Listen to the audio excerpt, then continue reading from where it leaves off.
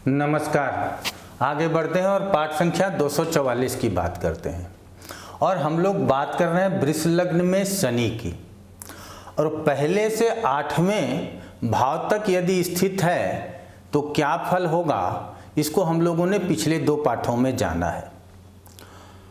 अब आगे समझेंगे कि यदि शनि 9वें स्थान में स्थित है तो क्या फल होगा। तो सबसे पहले तो शनि को यहाँ स्थित कीजिए, और शनि यहाँ स्थित होते ही आपके समझ में आएगा कि ये शनि की ही राशि है। और जब शनि की राशि में ही शनि स्थित है तो इस स्थान के लिए हम लोग क्या कहेंगे, अच्छा फल कहेंगे, क्योंकि यहाँ भाव बलवान हो गया, भावेश भाव में ही स्थित है। और जब हम मानसागरी को पढ़ते हैं तो उसमें लिखता है कि भाग्य योग्य करे सौरे स्थिते भाग्ये च जन्मनि लग्नवे तू विशेषेण यावत जीवम समृद्धि मान। कि यदि भाग्य स्थान में शनि स्थित हो और लग्न के साथ यदि कोई संबंध हो उसका, तो कहते हैं कि भाग्य योग्य समझना चाहिए। ऐसे तो शनि किसी भी राशि का स्थित हो, वर्तमान समय में लोग कहेंगे यहाँ भाग्य स्थान में शनि स्थित हो गया, भाग्य की हानि संभव है। लेकिन आप लोगों को यहाँ यही समझना है कि यहाँ भाग्य की हानि संभव नहीं है। अब शनि का विचार जो हम शुभ और अशुभ के श्रेणी में रख करके करते हैं नैसर्गिक रूप से, तो उसमें ये अशुभ की श्रेणी में आता है। तो इस स्थान की हानि तो हम बता ही नहीं सकते, इसके दृष्टियों से हानि संभव है, इसको यहाँ समझ लीजिए। तो ये तीसरी दृष्टि से लाभ स्थान को देख रहे हैं, 7वीं से पराक्रम को, और 10वीं दृष्टि से छठे स्थान को देख रहे हैं। बहुत सारे लोग कहते हैं कि योगकारी शनि है तो इसकी दृष्टियों में भी योग कारक गुण होंगे। चूंकि शनि योगकारी है तात्कालिक रूप से, इसीलिए उस पत्रिका में योग कारक दृष्टि होगा, और अन्य पत्रिका में यदि शनि योगकारी नहीं होगा तो दृष्टि अलग हो जाएगा। ऐसा नहीं मानना चाहिए। इसलिए दृष्टियों के संबंध में हम हमेशा कहते हैं कि शनि की दृष्टि अशुभ होती है और आप लोगों को भी अशुभ मान करके ही चलना है। अब ये तीसरी दृष्टि से जब यहाँ देखेंगे लाभ स्थान को, तो लाभ को पर्याप्त रूप से बाधित करने का प्रयास करेंगे। कब? सबसे बड़ा प्रश्न यही उठता है कि कब ऐसा कार्य करेंगे। तो जब शनि की दशा अंतरदशा आती है, जीवन में हम बहुत लोगों को देखे हैं, बहुत बड़े बड़े व्यापारियों की बात करते हैं, उद्योगपतियों की बात करते हैं, कभी न कभी उसका भी समय ऐसा आता है जब बहुत अच्छा व्यापार चल रहा हो और अचानक से नुकसान हो जाता है। हमेशा पैसा समय पे आता है, कभी कभी पैसा फंस जाता है। तो क्या ऐसे में ये संभव है कि शनि की दृष्टि लाभ स्थान के ऊपर है? तो जब इसकी दशा अंतरदशा प्रत्यंतर दशा आएगी उस समय ये डिस्टर्ब कर सकते हैं। अब पराक्रम स्थान को देखेंगे तो हो सकता है कि आपके यार दोस्त या आपके जो जूनियर कर्मचारी हैं उनसे आपका बहुत न बने। ऐसा जीवन में देखा जाता है कि कभी कभी किसी को अपने सीनियर से बहुत अच्छा बनता है, जूनियर से नहीं बनता। कभी कभी जूनियर से बहुत अच्छा बनता है, सीनियर से नहीं बनता। तो ऐसा क्यों होता है, इसको ही समझना है। तो शनि की दृष्टि जब चंद्रमा के स्थान तीसरे स्थान पे पड़ रही है वृष लग्न में, तो यहाँ पराक्रम की हानि होगी। ऐसे में कहेंगे कि खेलकूद में क्या बहुत आगे निकल जाएंगे? मुश्किल होगा। नौकर चाकर का सुख संतुलित रूप से मिलेगा? दिक्कत होगी। नौकर आएंगे, हो सकता है छोड़ के चले जाएं। अब छठे स्थान के ऊपर दृष्टि दे रहे हैं तो हम छठे स्थान के ऊपर दृष्टि को अच्छा ही मान लेते हैं, क्योंकि अगर यहाँ दृष्टि दे रहे हैं तो रोग ऋण और शत्रु हमारे जीवन में नहीं होगा, हमको उससे मुक्ति मिलेगी। लेकिन क्या हमारे जीवन में ये संघर्ष को नहीं बढ़ा देंगे? जरूर बढ़ाएंगे। तो हम लोगों को यही समझना है कि लग्न कौन सा है और हम किस ग्रह की बात कर रहे हैं। यहाँ शनि 10वें के साथ साथ 9वें का भी स्वामी है, और जब केंद्र त्रिकोण दोनों का स्वामी है तो पूर्ण योगकारी है। तो यहाँ 10वें का रिजल्ट तो अच्छा करेंगे ही, साथ में 9वें का भी रिजल्ट करेंगे। ऐसे जातक धर्मानुरागी होंगे, अनुशासित होंगे, किसी का बिगाड़ना इनको पसंद नहीं होगा। हम कहते हैं लोगों के लिए हितकारी काम करेंगे। आगे बढ़ते हैं। अब शनि यदि 10वें स्थान में स्थित हो जाए तो क्या फल होगा। अब कहते हैं सस महापुरुष योग बन गया। अब सस महापुरुष योग बन गया यहाँ, तो हम क्या देखते हैं कि शनि स्वराशि का केंद्र में स्थित है। और सिर्फ सस महापुरुष योग नहीं बना रहा, पूर्ण योगकारी ग्रह भी है।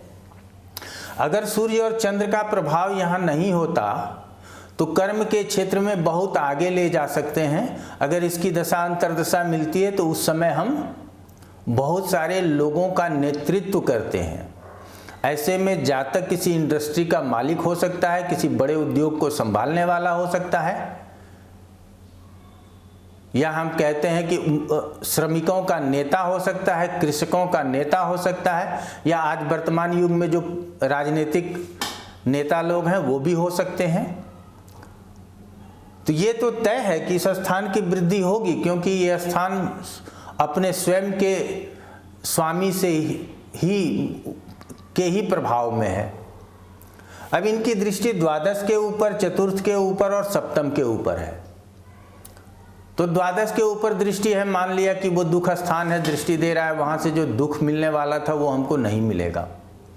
लेकिन सुख स्थान पे जो दृष्टि दे रहा है तो हमेशा अपने कारण से ही वो दुखी रहेंगे, या हम कहें कि वो ज़्यादा बाहर समय दे पाएंगे, अपने घर को समय नहीं दे पाएंगे। ये भी कारण हो सकता है, क्योंकि जब बहुत सारे लोगों का नेतृत्व करना है तो सबकी सुननी भी होगी, या बहुत बड़े उद्योगों का मालिक हैं तो हमको निरंतर समय उद्योग में ही देना है। तो ऐसे में हम घर को समय नहीं दे पाते, जिसकी वजह से थोड़ी बहुत चतुर्थ स्थान से संबंधित पीड़ा संभव है। अब लॉजिकली यदि आप ज्योतिष को समझने लगे तो और अच्छा रिजल्ट आप दे पाएंगे। अब सप्तम स्थान को दृष्टि है, यहां मंगल की राशि है। अब यहां यदि दृष्टि पहुंचेगी शनि की तो सप्तम स्थान को पीड़ा पहुंचाना ही पहुंचाना है। और सप्तम स्थान किस चीज का है, तो दाम्पत्य सुख का है। आजकल के चलन में तो देखते हैं कि वीकेंड होता है, सब लोग अपने परिवार के साथ बाहर घूमने जाते हैं, खाना खाने जाते हैं। और यदि आपकी व्यस्तता बहुत हो जाती है तो आप अपने परिवार को समय नहीं दे सकते हैं।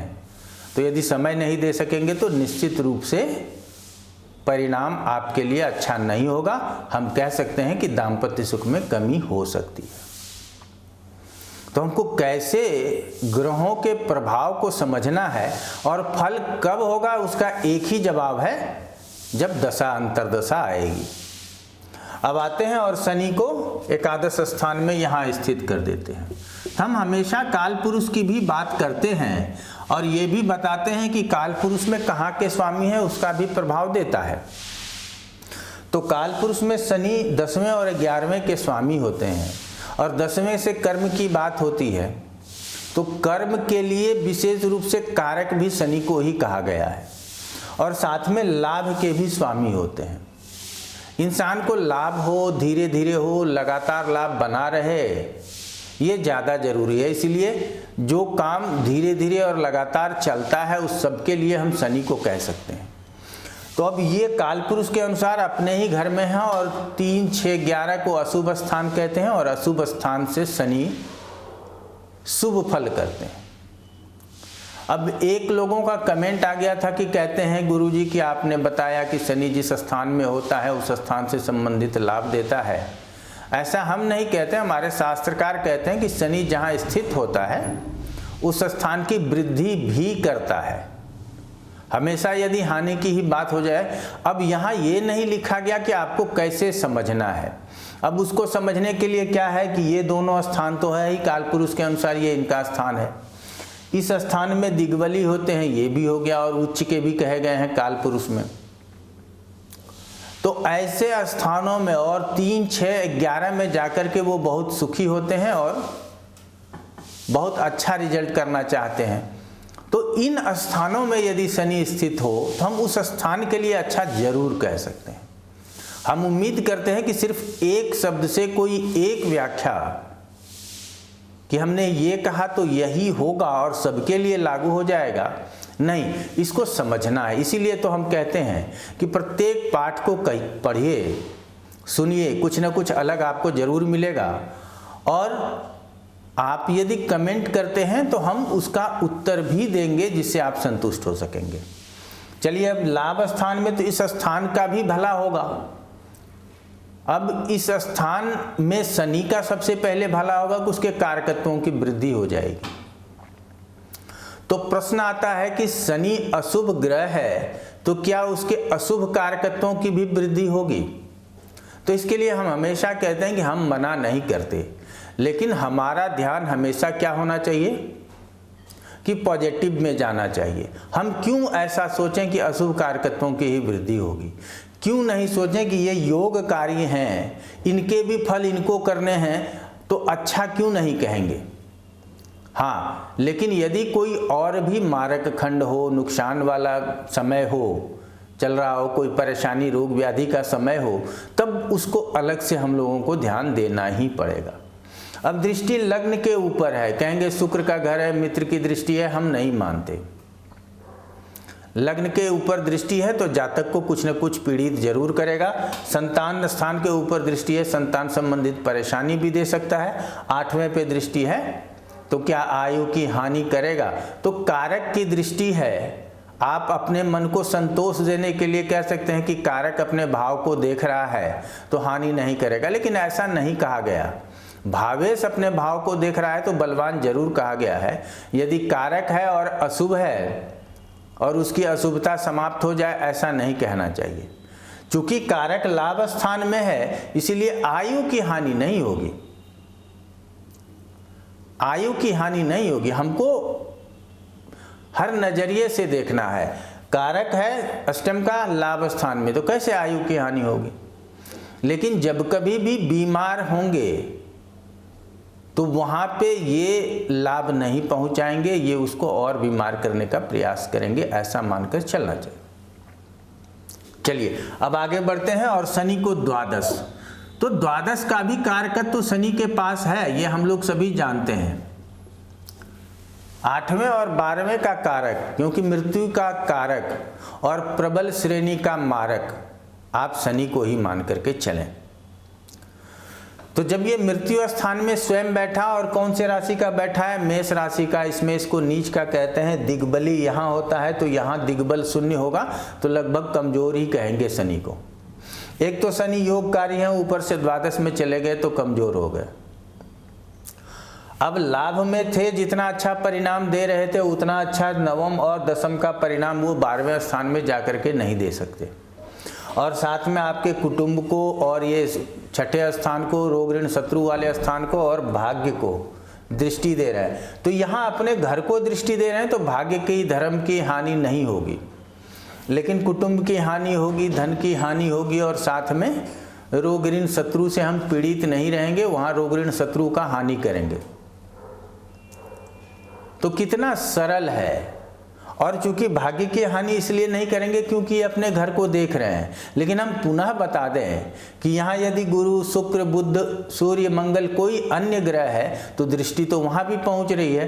तो जो ग्रह हैं उसकी हानि हो सकती है, उसके कारकत्वों का हानि हो सकता है, लेकिन इस भाव से संबंधित फल की हानि नहीं होगी, ऐसा ही मानना चाहिए।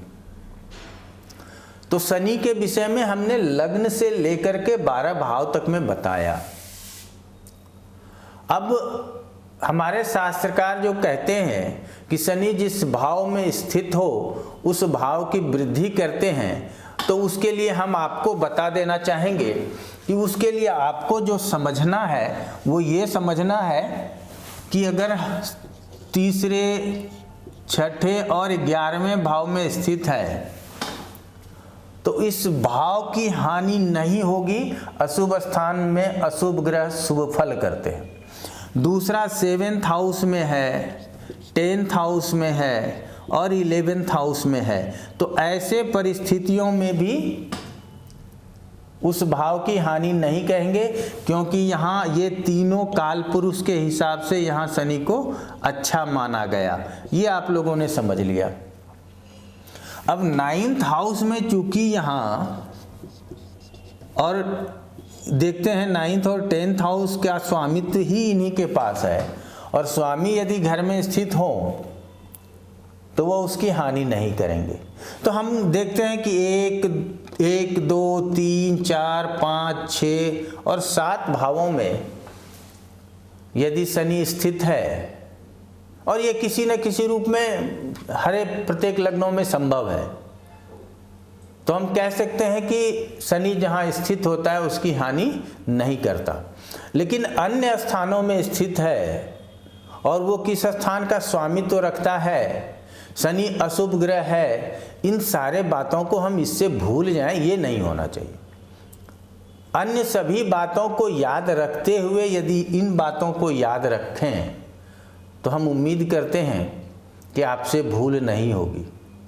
और इसलिए हम हमेशा कहते हैं कि आप किसी भी चीज़ को रट के हम 1-2 श्लोक या उसके कुछ अंशों को याद रखें हमेशा, और ये मन में बांध लें कि इसी से रिजल्ट मिल जाएगा, तो ये संभव नहीं है। हमको सभी तरीके से, जितने भी तरीके को हम जानते हैं, जो भी बेसिक ज्योतिष में हमने सीखा है, और हमारे शास्त्रकार का कहने का मत क्या है, क्यों वो किसी संवाद को कम शब्दों में कहना चाहते हैं, ये सब समझने का सामर्थ्य आपके और हमारे अंदर होना चाहिए, तभी हम आगे बढ़ पाएंगे। हम उम्मीद करते हैं कि आपको पाठ सरलतापूर्वक समझ में आता होगा। कोई परेशानी हो तो फ़ोन कर सकते हैं, मेल कर सकते हैं। पाठ से संबंधित कोई भी प्रश्न यदि आप डालते हैं, कमेंट में डालते हैं, तो उसका जवाब निसंकोच आपको मिलेगा। अन्यत्र प्रश्नों के उत्तर के लिए आप डिटेल के साथ फ़ोन कीजिए, आपको सहायता दी जाएगी। आज इतना ही। आप लोगों का बहुत बहुत धन्यवाद।